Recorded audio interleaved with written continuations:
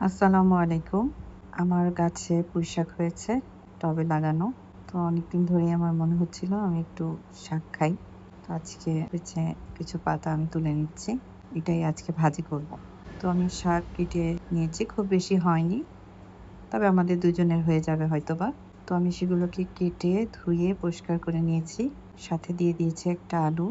এদিকে আমি কড়াইয়ে পেঁয়াজ, রসুন, মরিচ কুচি নিয়েছি। শাকগুলো দিয়ে দিলাম। এছাড়াও আমার বাসায় কিছু সামান্য কয়েকটা বরবটি ছিল, সেগুলোকেও আমি এটার সাথে দিয়ে দিয়েছি এবং লবণও দিয়ে দিয়েছি। আসলে নিজের হাতে লাগানো শাক, সেটা অল্পই হোক আর বেশিই হোক, অন্যরকম ভালো লাগা কাজ করে। আমার শাক ভাজাটা হয়ে গিয়েছে। এখন খাওয়ার পালা।